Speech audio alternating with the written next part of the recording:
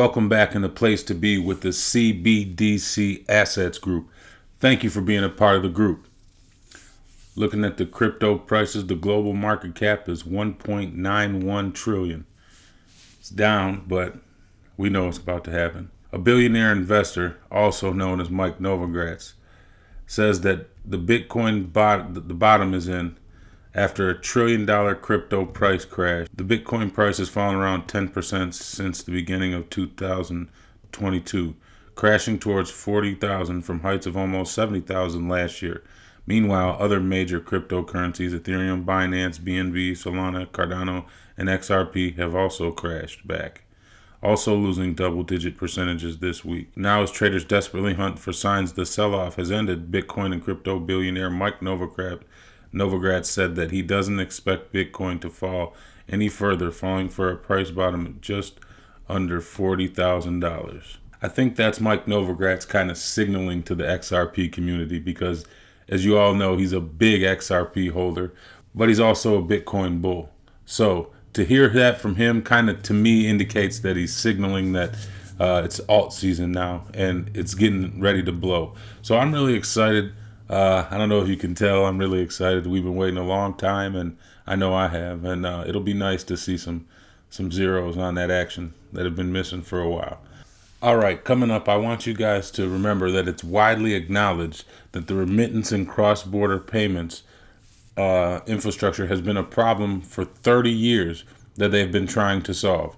And we have ChRISTINEMOY here, the global head of the Link Network and blockchain ONYX by JP Morgan, is telling you that you should only invest into projects that are solving real-world problems. And I think that's funny because the cross-border and remittance payments issue has been a problem, like I said, for 30 years. So again, we're going to see Brad Garlinghouse talking about how XRP is the only crypto that solves real-world problems. So just to put it in perspective, ChRISTINEMOY, again, is at JP Morgan, the head of their blockchain division. And I just want you to remember that JP Morgan just recently said, if Ripple wins the SEC case, it could be huge and mean mass adoption for XRP, and they were looking forward to that. Now, at the same time, Sandy O'Connor was just hired as a board member to Ripple's Board of Advisors, former JP Morgan Chief Regulatory Affairs Officer. So to let you see, these people are in bed with each other, and it's just really interesting to me that JP Morgan Coin is talking about remittances and new payment rails and all of this. But let me know what you guys think about it in the comments below, and I'll see you on the next one. The easy way to think about a blockchain is that it's a digital ledger. If you think of today's world, you have an Excel spreadsheet, you fill in some data. If I want to interact with you, suddenly I have 2 spreadsheets. And then you add some data to it, you send it back to me, and now we have like double the number of spreadsheets. And then we have to reconcile our points of views based on who has the most updated spreadsheet. Blockchain is just the next evolution where we can still have that real-time update, still feel like we're working on the same spreadsheet without requiring a third-party intermediary. And I think that it's a misconception that everyone needs to have their own blockchain.